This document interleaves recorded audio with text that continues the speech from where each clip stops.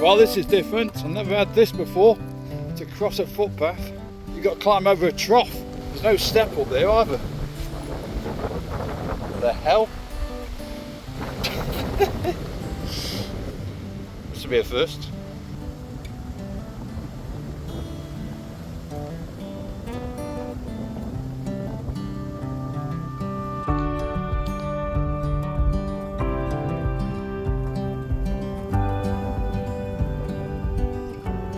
I just make it out, but it has an interesting story. John Brough opened a factory in Leek as a silk manufacturer in 1812. The factory made sewing silks, braids, bindings and trimmings. The quality of the products won national recognition, especially when being prize winners at the Great Exhibition at Crystal Palace in London in 1851. As the company expanded, John Hall became a partner of the business, making him a very wealthy man. With his wealth, he wanted a house to fit his status, so he had the Roaches Hall built in 1871 at the foot of Hen Cloud. By the 1920s, Courtney Brockenhurst was living at the hall. His brother was Philip Brockenhurst, an Antarctic explorer who took part in the Ernest Shackleton's expedition to Antarctica. Courtney became a lieutenant colonel in the Great War and afterwards became a game warden in Sudan. While living here, he set up a small zoo in 1936. This was an outpost from London Zoo. The small zoo became the home to red-necked wallabies, yaks and llamas. Unfortunately, Lieutenant Colonel Brockenhurst was killed in Burma during the Second World War in 1942. After the death of Courtney, the wallabies escaped, approximately 50 of them, and took home in the heathland of the Roaches, living off the heather and hiding in the bracken. Although sightings are rare, there's always the chance we may see one today.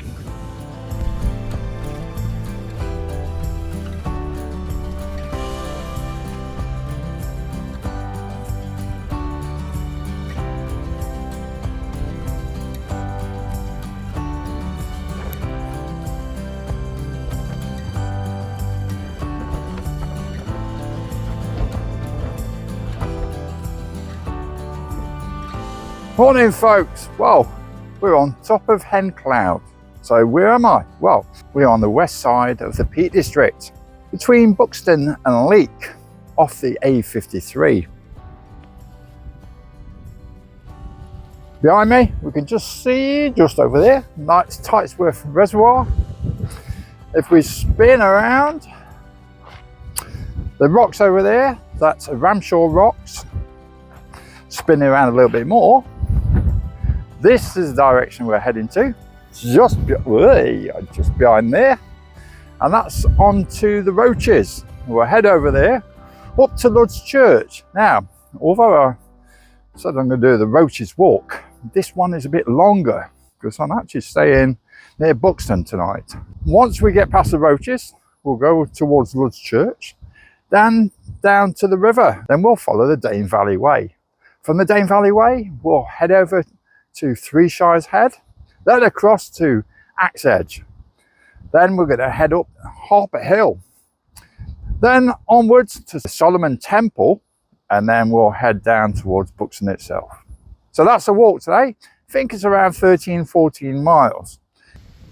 So at the moment we're on the top of Hen Cloud. So with that, let's get walking.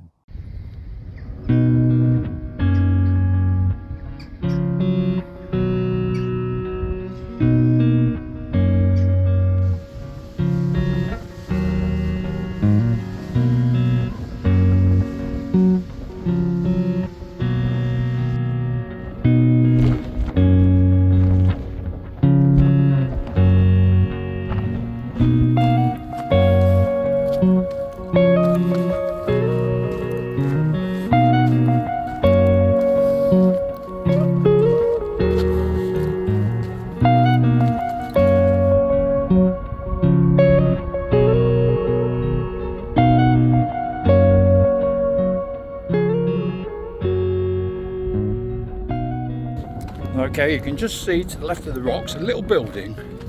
Now just slightly behind that building is a place called the Whillans Memorial Hut, and that's where I stayed last night. It's a climber's cottage, or hut. Bit of a bunkhouse basically. No frills, just a flat platform, foam mat on it. But a fully working kitchen and a great place to stay. But you do have to be a member of a certain society.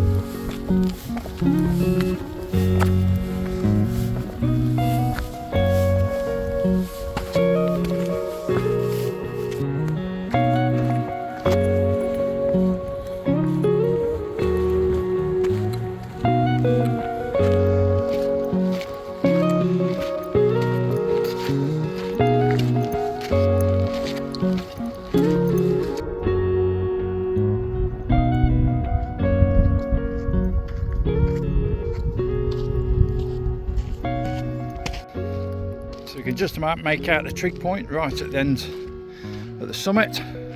And while you're looking at this, watch out along the heathland, because you never know, we might come across a wallaby. Well, there's meant to be some spotted in here, but it does mean that they're still floating around, because this was when they were released, so you never know, we may come across a wallaby yet.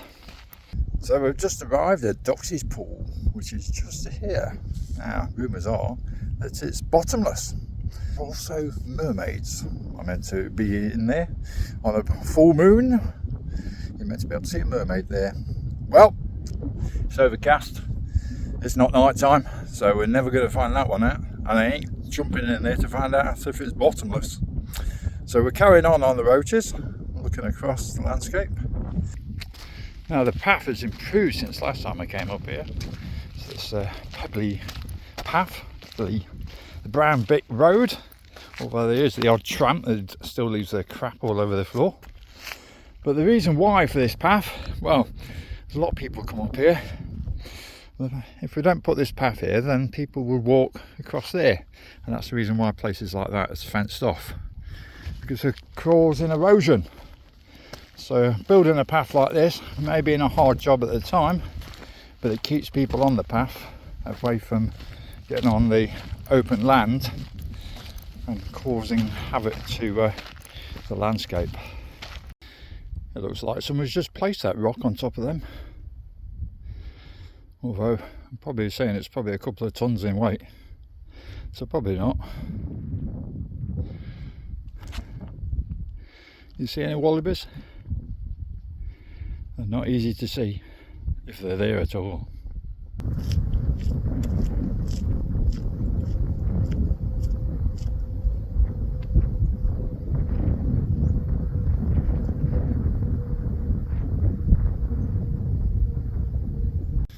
As per usual, touch the trig. This is the summit of Roaches, and it stands at 505 metres above sea level. This walk is, I would class, as one of the classic top 10 Peak District walks. I think the one that is the most popular is probably Dovedale, because anybody can access that. But there's other ones as well. I think after Dovedale, the secondary one is Padley Gorge in the Longmoor State. And then I think this is what I would consider to be the third best day walk in the Peak District. Now, after that, probably Stanage Edge and a few others as well. So if you've got actually any comments about what you think it is, then put them in. And at the moment, I'm trying to walk through them all and eventually I'll do a full series on classic walks to the Peak District.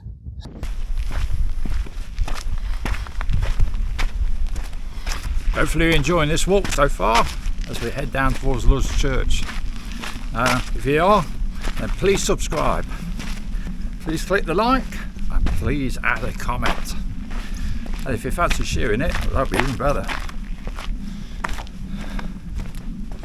I'm doing quite well for videos at the moment. I've managed to get about 4 or 5 out recently. Hopefully I can try and keep it up, although I'm going back to work soon, so odds are that's probably not going to happen. But we'll try our best. Well, here's a refreshing thing to see. Not my feet, but an ice cream van. Perfect located.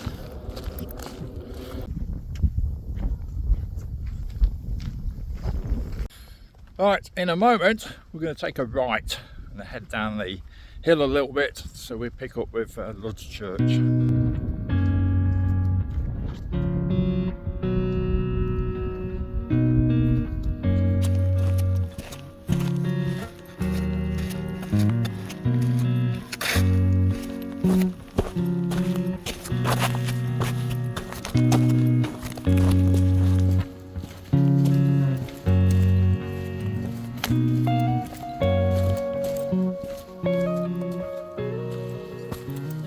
So we're heading over towards Luds Church. We're going through Black Forest at the moment. Now, since the last time I came in, they've put these boards up because this area is quite renowned for being a bit boggy, muddy boggy. Also, Luds Church can be as well. If you have heavy downfall, it can be quite muddy indeed down there, especially towards one end. So what is Luds Church? Well, it's a chasm. It's a bit of a gorge that's cut away from the gritstone. Drops down about 18 metres in total. You go down some steps, mossy steps. So as I say, if it's wet, it can be quite slippy. But once you get down to the bottom, it lasts about, I think it's about 150 metres long. So it's not that far. Why is it called Luds Church, you say? Well, there's a guy called John Wycliffe. Back in the 15th century, he was a Christian reformer. He used to do services down in the gorge. Not many people wanted that because obviously they just wanted the normal Christian faith. When he was down there was a particular guy, Walter de Ludwark. He got captured there, and because his surname was Lud, that's the reason why they call it Luds Church. Luds Church is also named after the Luddites, because the Luddites used to meet here as well. Now, so there's been more than one party that's met up here that shouldn't have done, as John Wycliffe with his Christian reformer group, and then the Luddites used to have meetings down here. Now, as we head down the steps, I'm going to put my camera on. See if you look behind me as we walk down the steps and see if you can spot something.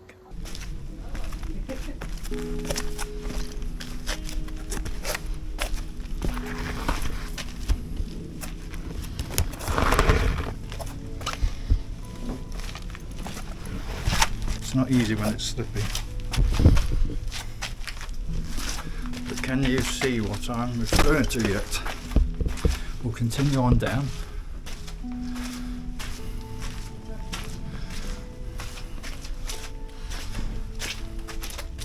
So it's only about 1.5 meters wide. It's definitely a place you've got to watch your foot in though. I have been down there once before and it looked like a river running down.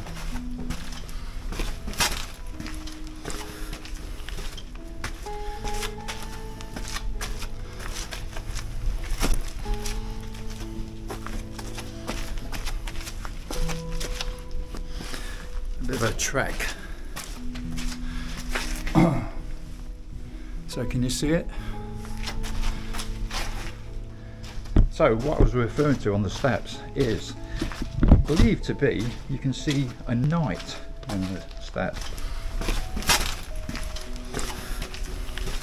Now generally you can see it better when the rocks are a bit mossy. This is always the muddiest bit.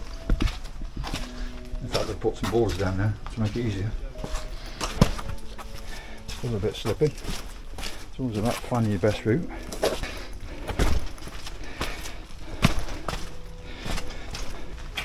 Okay, so we're going to take a right here and head in towards Gradbach. It'll take us down towards the river. Right, we're just taking a 2-minute break.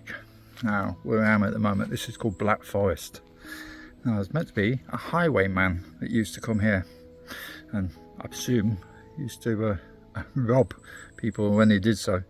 Now, I'm not entirely sure. I think it's Black Harry, although Black Harry is renowned for more the other side of the Peak District, unless there's another Black Harry. So we're going to head down towards River Dane in a minute, and then we'll follow the Dane Valley Way.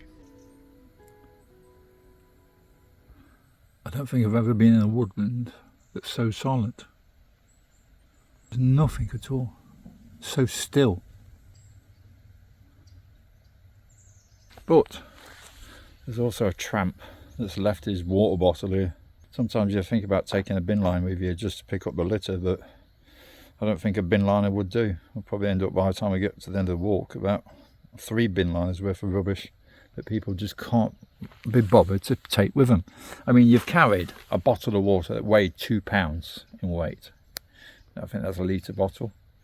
And then you think, right, I'll drink it and I'll dump it. When I've got an empty bottle that doesn't weigh anything at all. Why? Why? I've no idea. Take your litter with you. We've got to look after this planet, because I don't think it's going to last very long. It's either going to be war or climate change is going to ruin it.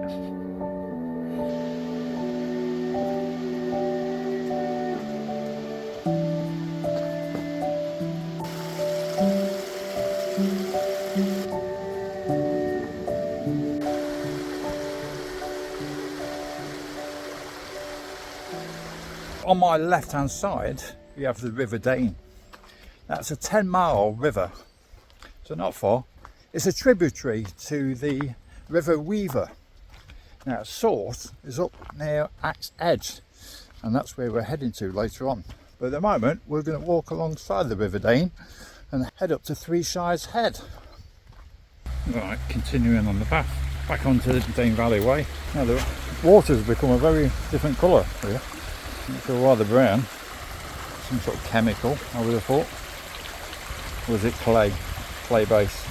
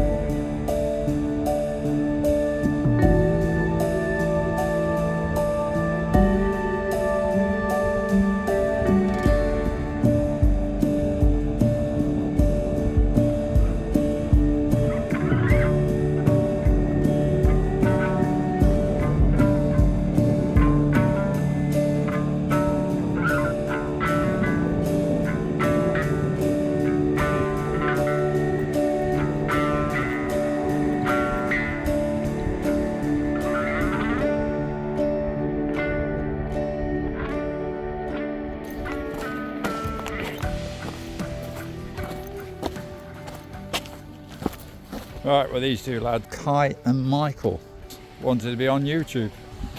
They'll be out watching this video, I think. If you are, well, leave a comment to tell me that you've watched it. So we're just approaching Shires Head. Oh my, I knew it was going to be busy, but I didn't think this busy. It's like a holiday park. Fortunately, I've done it before, so here's some better pictures. I did think I'd have the location to myself. How wrong was I? I think this is the deepest pool. It's not really swimming, is it?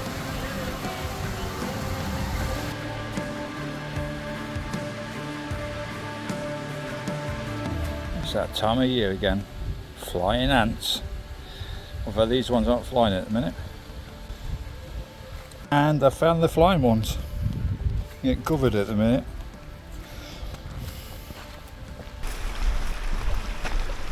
So by the looks of it, what I'm actually walking on at the moment looks like an old pack horse route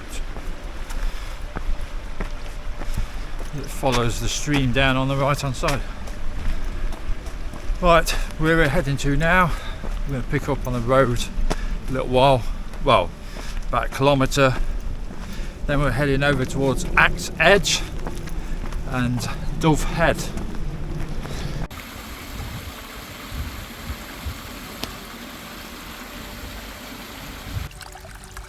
Well, there's an interesting array of colours.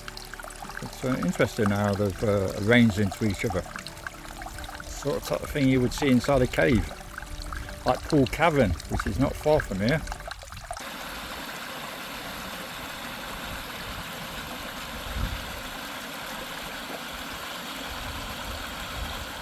I'm surprised how popular a talking point is my knee brace. Near enough about, I would say about 10 people today have asked me about my knee brace and how bad my knee is. When I keep saying, oh, I'm waiting for a knee joint replacement, I should be having it any week now, they're all surprised that I'm out walking now. But the way I see it is that I'm going to an actual scheduled appointment. I've just been told around October. So who knows, it might be October, it might be next year. So I might as well just wear them out as much as possible. And I think with this walk, I am wearing them out. Probably at the 12-mile point now, and my knees start to really ache. So yeah, I've got about 3.5 miles to go, and my knees are killing me. It's funny, I was just walking along and I'm thinking, I should have gone past Axe Head by now, and I haven't. It's that above me, behind me. I've already passed that. I'm now heading towards Dove Head, and then we'll head up to, I think it's Leap Edge, and then up to Harpur Hill, which is a big site for something which I'll tell you more about when we get there. Here we go then, we've reached Dove Head, as it says, Dove Head Cottage. Now, funny enough, when it shows it on the map as Dove Head, it shows it in big letters, but this is it, there's nothing here. It's just a field and a cottage called Dove Head. Surely there's something else of it. Right, we'll keep walking up this track now. But they're yellow hammers. Oh no, yellow wagtails.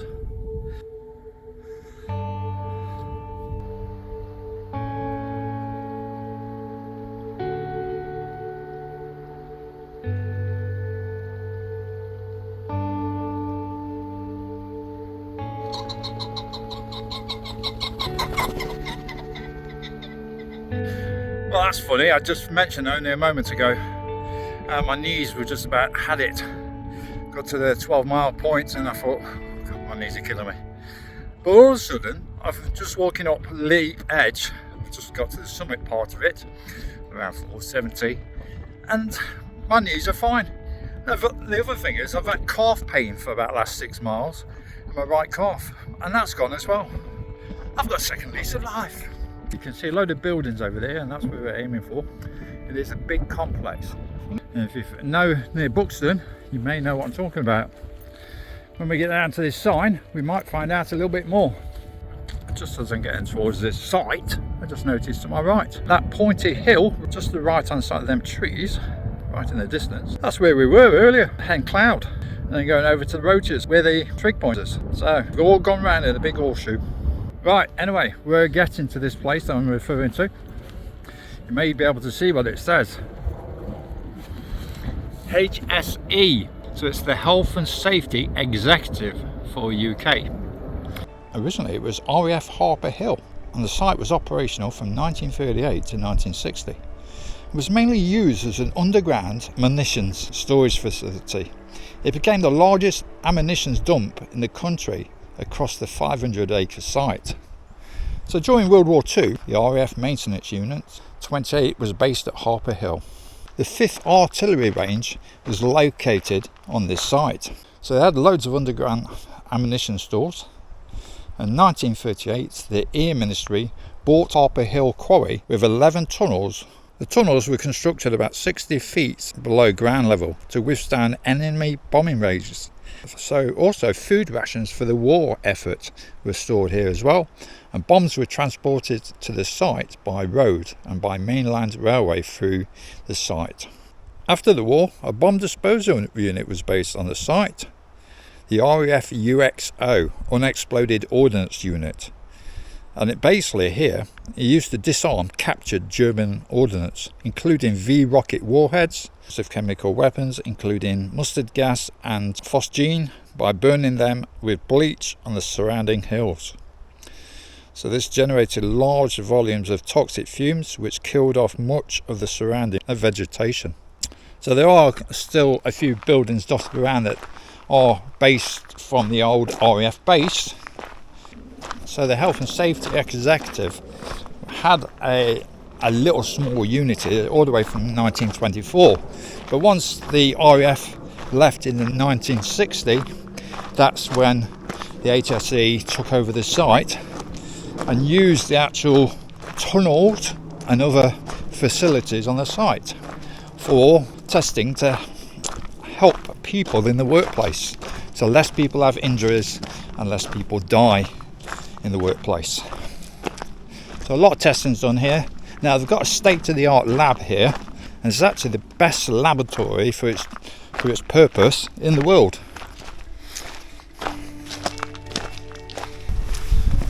Right, we are off the Health and Safety Executive site. We've got an industrial estate around me now. Walk along this footpath, we'll get onto the road in a moment, and this will lead us all the way down to the main road, and then we'll head up to Solomon's Temple. So probably about, say, mile and a half until we get up to the temple, and then there's about another mile and a half until we get into Buxton. Right, let's keep going. So you can see just behind me is the HSE Executive. Now today it is the biggest HSE site in the world, and a lot of testing goes off here. So anything that you do at work, any chemicals, or maybe you drive a petrol tanker or whatever it is generally tested here to see if it's safe enough for you to work on. As I say, a very large site, very secure. You can walk across it, but there's a certain footpath you've got to stick to. You wander off it, security will come and take you off the site.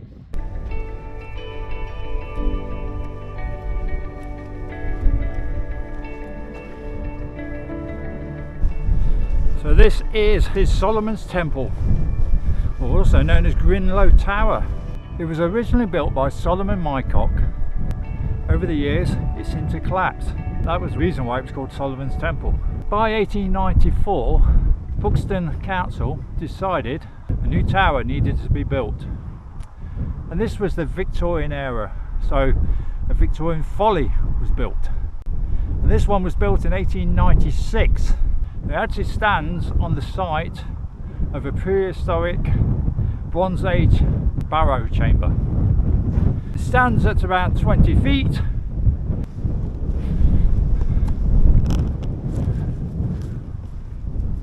So down there is Buxton, the market town, quite a large market town, one of the biggest towns in the Peak District. You can see dead in the centre is a dome. That's the largest unsupported dome in England. It's part of the University of Derby now. To the right of that is a long building, that is the Palace Hotel. And then we're looking over to the right hand side in the centre, we can just about make it out, is where the Crescent is, Buxton Crescent, and that's famous for the thermal baths. There is a thermal spa at that location. Also St Anne's Well is there, and the source of water that trickles through is Buxton water. And we've all seen bottles of water named Buxton. Well, this is where it comes from, or where its source is located. Now, these little ditches in front of us are the remains of a Bronze Age settlement that once was based here. And some of these are burrow chambers and burial sites.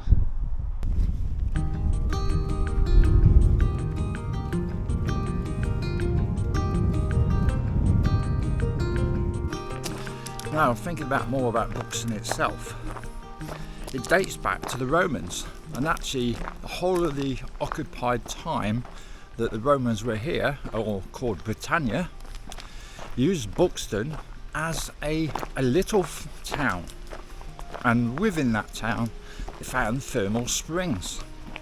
So That made a lot of interest because the Romans seemed to like thermal springs, to the point where they called it Aqua Armenia.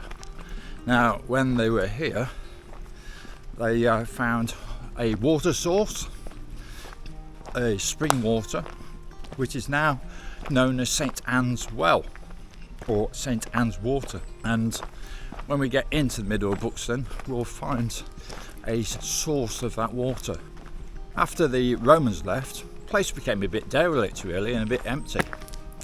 Up to about the 13th, 14th century, a little town was built here, but nothing special.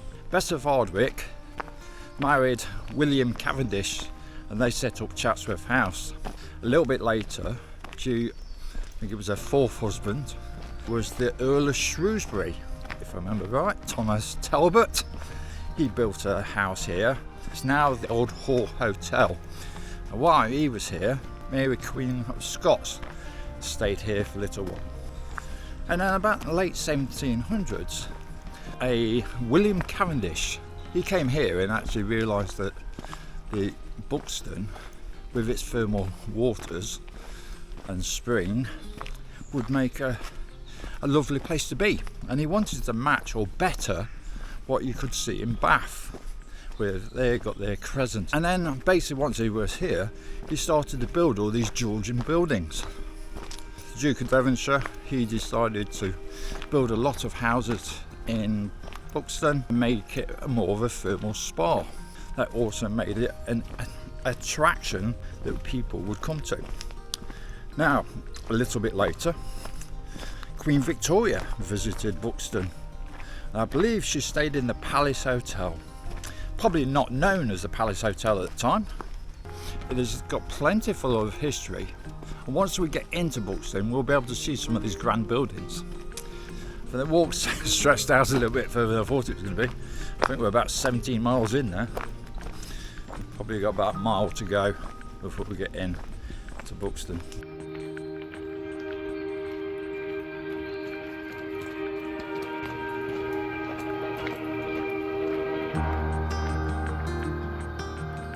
This is the Pavilion Gardens, originally a 12-acre site. After the opening of Buxton train station in 1863, the Duke of Devonshire wanted Buxton to become a popular place to visit. It extended in 1876 to 23 acres. At the top there's some buildings which we'll pass in a moment. I presume it's the pavilions.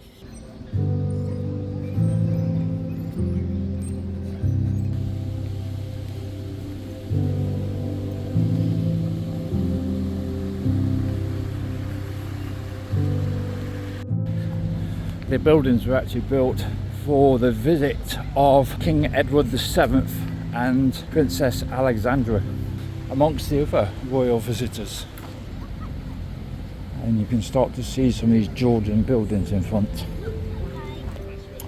Right, to our right we've got the Old Hall Hotel. This used to be owned by the Earl of Shrewsbury. And at some point, Queen Mary of Scots was imprisoned here, however you want to call it. Seemed to stay in a lot of fancy places, so I'm not sure if it was much of a prison or more of a holiday paid by the state. So this is the old Opera House, backs onto the Pavilion Gardens. The old clubhouse there.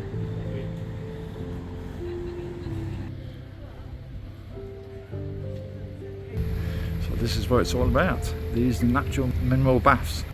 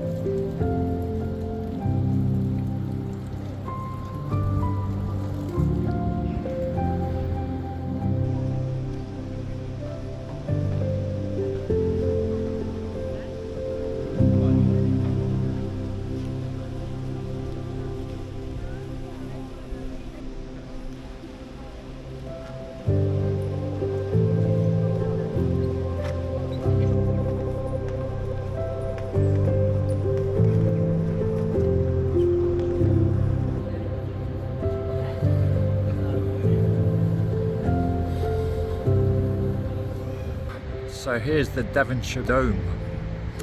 Now funny enough, it was built by the Duke of Devonshire as stables.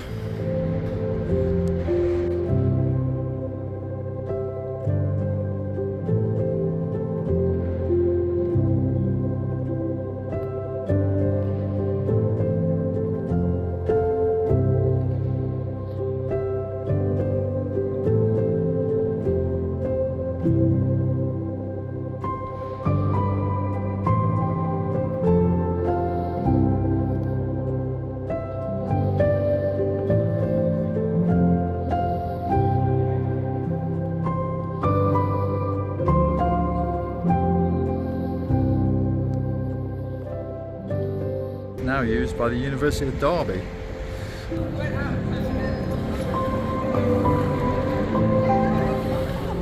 What's that?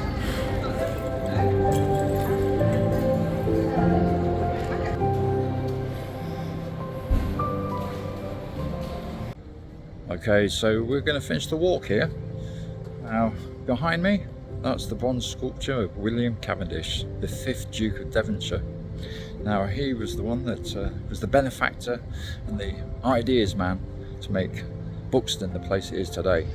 All the Georgian buildings that we see today was all helpful due to this Duke. Some of the other Dukes of Devonshire afterwards, up to the 7th and the 8th and the 9th, all helped in building Buxton the place it is now.